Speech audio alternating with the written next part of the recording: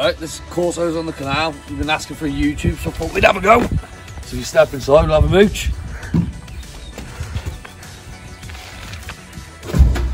Right, this was where the living room was. The bathroom, we've already ripped out the cast iron bath. Wouldn't advise using a steel saw for it, don't touch it. Bossed it with an hammer. Then we've got stainless glass, all still from the front of the boat that we've kept.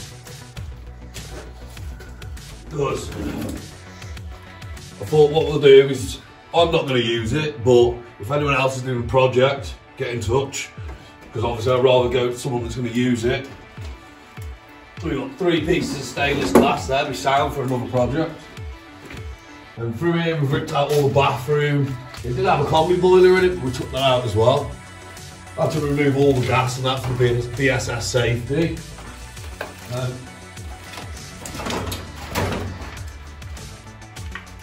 This was where the bathroom and kitchen was, obviously gone.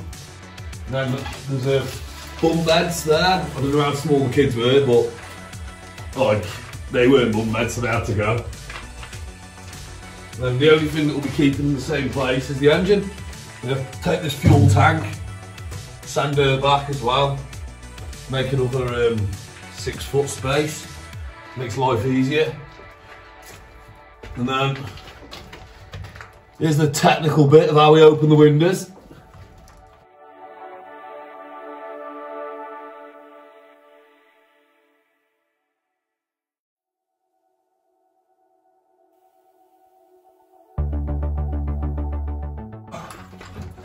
I know it's a bit of a headache getting them off, but it's better than a padlock.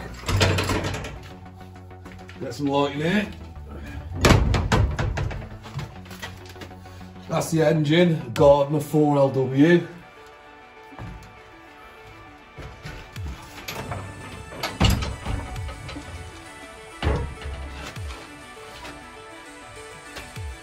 We'll get that ticking over in a minute after we've had a look at the old boat's cabin.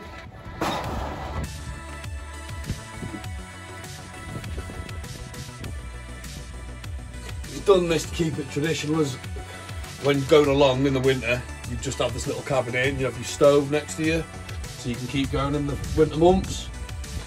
But as you can see, it's a little bit of a cramped up space. Excuse the beer can, building the boat's very stressful. But we've got oil pressure gauge here, and then our oil pressure gauge here, and a temperature. Obviously on an old boat, keep an eye on them. And back through here, and we're back in the engine room.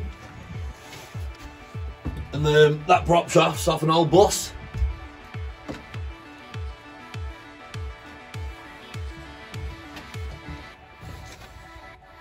Back in the engine room, as you can see, we've got a very modern water tank.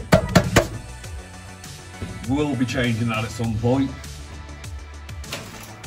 Right, to be fair, what I'm thinking is, from the front doing a reverse layout, so the bedroom will be that way, and then a wet room, and then an open space living room and kitchen area, going all the way to the engine.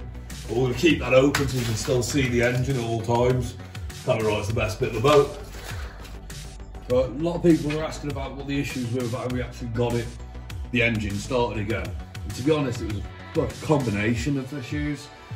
The stuff had got stuck with the starter motor for it to crank over, so we had to free up the wheel here, and then once we freed it up, it was trying, but still there was a lot of poor connections, so we rewired from the starter motor with modern battery wire, because obviously the electric's like 35 years old on it, so it just needed fresh wiring. Right, if there's anything anyone else want to know, bang it in the comments, I'll get back to you. How it runs, we'll do one on like checking the oil, basic maintenance, stuff like that. As you can tell, I'm very novice on the old boat building side. Done a couple more projects.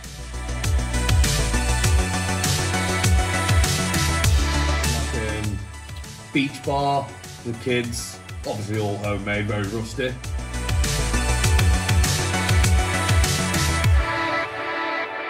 Obviously, any tips and advice welcome. Any anything but a peck my head. I'll be doing the same myself, pecking people's head, getting as much info on the boats as we can. Next week we're doing the Corsos on the canal. We've got loads of stuff on TikTok as well. But next week we're going to be getting the dogs on the boat, taking them out, have a little bit of a mooch down the canal, see what we find.